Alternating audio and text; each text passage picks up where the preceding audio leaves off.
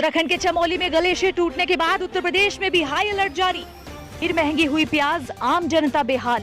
प्रधानमंत्री मोदी ने राज्यसभा को संबोधित करते हुए किसानों से आंदोलन खत्म करने की करी अपील। भारतीय रेल बनेगी विश्व की पहली प्रदूषण रहित रेल। चमोली जिले के रैणी गांव में ग्लेशियर टूटकर ऋषि गंगा नदी में गिरने की घटना के बाद रैणी गांव से 1000 किलोमीटर दूर इलाहाबाद तक गंगा किनारे के इलाकों में हाई अलर्ट किया गया है। गंगा के किनारे अधिकांश स्थान खाली करा लिए गए हैं। जानकारी के अनुसार उत्तराखंड में ग्लेशियर टूटने से हुई त्रासदी को देखते हुए यूपी में गंगा किनारे स्थित 11 मंडलों और 27 जिलों को हाई अलर्ट कर दिया गया है। इन जिलों के डीएम व वरिष्ठ पुलिस अफसरों को लगातार निगरानी के निर्देश दिए गए हैं। अयोध्या से वाराणसी जाते समय यूपी के मुख्यमंत्री योगी आदित्यनाथ ने कहा कि अलकनंदा गंगा की सहायक नदी है, उसका जलस्तर बढ़ने से गंगा का जलस्तर भी बढ़ सकता है। परिस्थितियों से निपटने के लिए प्रदेश सरकार ने एसडीआरएफ को भी अलर्ट कर दिया गया है। राजधानी में सब्जियां फिर महंगी हो गई है। सब्जियों में इस्तेमाल होने वाला प्याज तो लोगों को जमकर रुला रहा है। पिछले 15 दिनों से कीमत में बेतहाशा वृद्धि हो रही है। पिछले दिनों तो थोक भाव में भी प्याज की कीमत 45 रुपए प्रति किलो तक पहुंच गया। आलम यह है कि पिछले 15 दिनों में प्याज की कीमत प्रति किलो 2.5 गुना तक बढ़ गई है। 20 रुपए प्रति किलो बिकने वाला प्याज इन दिनों फुटकर बाजारों में 50 से 60 रुपया प्रति किलो बिक रहा है। कृषि कानूनों के खिलाफ जारी किसानों के आंदोलन की तपिश के बीच सोमवार को प्रधानमंत्री नरेंद्र मोदी ने राज्यसभा को संबोधित किया। पीएम मोदी ने आंदोलनकारी किसानों से अपील करते हुए कहा कि एमएसपी था, एमएसपी है और एमएसपी रहेगा।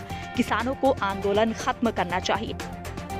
कृषि कानूनों के मसले पर प्रधानमंत्री नरेंद्र मोदी ने कहा कि सदन में सिर्फ आंदोलन की बात हुई है, सुधारों को लेकर चर्चा नहीं की गई है। पीएम ने कहा कि जब लाल बहादुर शास्त्री जी को कृषि में सुधार करना पड़ा तब भी उन्हें मुश्किलों का सामना करना पड़ा था, लेकिन वो पीछे नहीं हटे थे।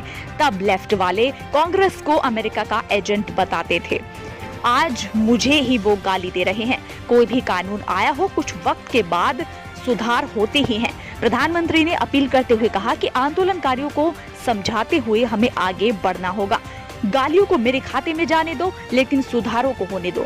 पीएम मोदी ने कहा कि बुजुर्ग आंदोलन में बैठे हैं, उन्हें घर जाना चाहिए। आंदोलन खत्म करें और चर्चा आगे चलती रहे। मोदी ने किसानों को भरोसा दिलाया कि एमएसपी था, है और रहेगा। मंडियों को मजबूत किया जा रहा है। जिन 80 करोड़ लोगों को सस्तों में राशन दिया जाता था वो भी जारी रहेगा। रेल मंत्री पीयूष गोयल के मुताबिक केंद्रीय बजट में अगले 3 वर्ष में देश की सभी रेलवे लाइनों के विद्युतीकरण का लक्ष्य रखा गया। इसके साथ ही 2030 तक भारतीय रेलवे विश्व की पहली प्रदूषण रहित रेल बन जाएगी।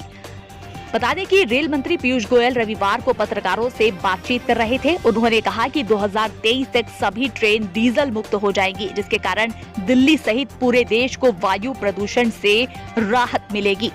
उन्होंने कहा कि नरेंद्र मोदी सरकार बनने से पहले रेलवे में प्रतिवर्ष 40 से 45 हजार करोड़ का निवेश होता था। इस वर्ष वित्त मंत्री ने रेलवे में 2,15,000 करोड़ का निवेश करने की घोषणा की है। इसी तरह से हाईवे के विस्तार के लिए बड़ी राशि खर्च होगी। रेल और सड़क में निवेश से विकास में तेजी आएगी।